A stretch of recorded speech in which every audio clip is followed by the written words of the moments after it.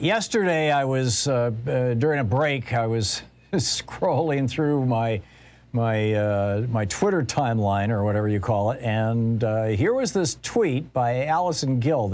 She's the host of Mueller She Wrote. It's a great podcast. Mueller, M-U-E-L-L-E-R, she, S-H-E, wrote, W-R-O-T-E.com is the website if you want to sign up for it, and also dailybeanspod.com. And Mueller, M-U-E-L-L-E-R, She Wrote is the Twitter handle as well. And I saw this tweet: Pence's team huddled in the loading dock, unable to access their offices, presumably in the Capitol building, because their access badge had been didn't work anymore. And I'm like, holy cow, is this the smoking gun that shows that Mike Pence was actually being set up to be executed? And but I don't know. I retweeted it with a note wondering if that was the case. And sure enough, Allison Gill is on the line with us right now, the host of the Mueller She Wrote podcast. And so Allison, welcome to the program. Why was Pence and his staff locked out of his office? Why was his badge deactivated on the day that traitorous act on January 6th happened? Well, hi. First of all, thanks for having me. My pleasure. I think the why would be speculative. I don't know. But we've heard reporting from Jonathan Karl at ABC that they were huddled in that parking garage. There are apparently photographs of that happening that Pence himself has blocked from being released. And there's so much reporting that's out there publicly about Pence not wanting to leave the Capitol, not trusting the people to get into a car to drive him away from the Capitol. But the why, I mean, I'm with you. If all of a sudden you're the vice president and your staff, your aides, and you are unable to access your office because your card keys, which worked earlier in the morning, are no longer functioning, and they also don't work at the White House or the VP office complex, and then they're restored later that night after the violence has passed, you have to wonder why, because other folks in Congress were able to access their offices, and senators were able to use their cards to access their offices. So it seems very pointed and interesting that it's the VP and his staff that had to end up in a parking garage, huddled down there talking about a constitutional crisis instead of in their offices, holed up and hunkered down. Well, Allison, this raises a whole pile of questions. Number one, who had the authority to authorize or deauthorize these card keys? Number two, was this done, mistakenly or with the best of intentions to try to protect Pence, although I can't figure out how that would work. Number three, was this done because at that point in time when those cards got deauthorized, if this was some conspiracy being run out of the White House or by Donald Trump or out of the Willard Hotel war room, because at that point they expected that Mike Pence would have already been executed by the mob, and they didn't want the mob to have access to the offices. They didn't want any of that stuff to get out. Or was this a way of making Pence more available to the mob? Would he have had higher security in his own? There is an office for the vice president there in the Capitol. Would it have been a place he could safely hide out? I mean, I don't know the answers to any of these questions, but those are the questions this raises for me. Are there other ones it raises for you? And do you think any of mine are particularly cogent or particularly stupid? No, I think they're all cogent. Especially, I'm very interested in who has access to deactivate those cards, particularly with the new information we're getting about a fellow named McEntee, who, we've been reporting on him for a long time on the Mueller She Wrote podcast, but he was the 29-year-old in charge of the president's personnel office, in charge of hiring and firing and bringing on ambassadors and cabinet members. And I'm assuming giving them key cards, access cards, but I don't know if they do that or if the Secret Service does that. I'm not sure who's in charge of that. I asked my sources, and they did not tell me.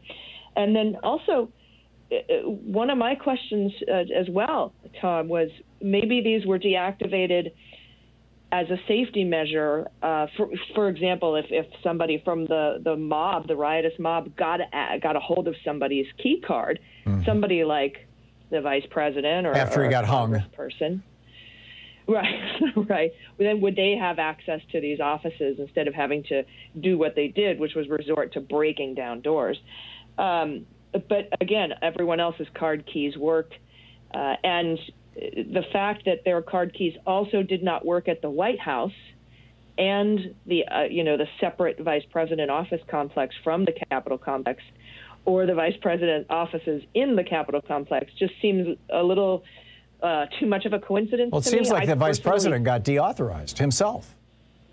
Yeah, I personally think that that's the case. And again, that's speculation. I do not have any corroboration on that, but that seems to me like he was locked out and left to the mob. Now, one of the things that Trump is fighting a release of is apparently, now I'm hearing this from press reports, I don't have an inside source in the January 6th Treason Committee, but apparently Trump had prepared an executive order of some sort, and nobody knows what's in it, and they want to get their hands on it.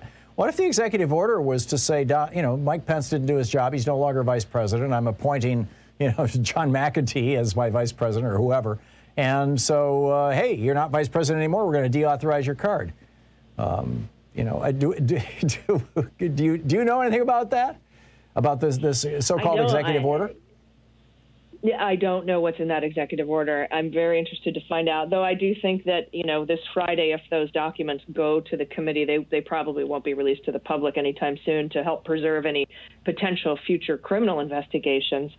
But, maybe that executive order is declaring martial law, which was a kind of part of the plan, part of the Eastman's, coup plan, if they couldn't get if they were trying to get maybe some people kidnapped, or I really don't know what's in that.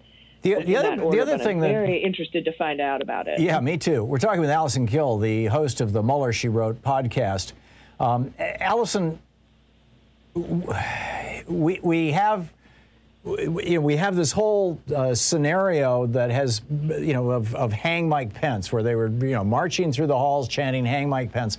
Somebody brought the stuff for a gallows, and this was not some little 2x4 rickety thing. This was done by with 8x8 pieces of giant pieces of wood with holes drilled in them and bolts, and it's a real functioning gallows. I read in the media last week that somebody had preserved the hangman's noose itself. But do we have any idea who brought that gallows? Who built that gallows, how it got built on the lawn of the Capitol building without anybody noticing it, and what happened to it after January 6th or at the end of the day? Outside of the public reporting, no. And my sources didn't have any insight into that, although the FBI does have the noose, which indicates to me they're investigating that. And that was another question that you had that I also had, because my sources said that they were speaking on the condition of anonymity because of ongoing investigations, plural.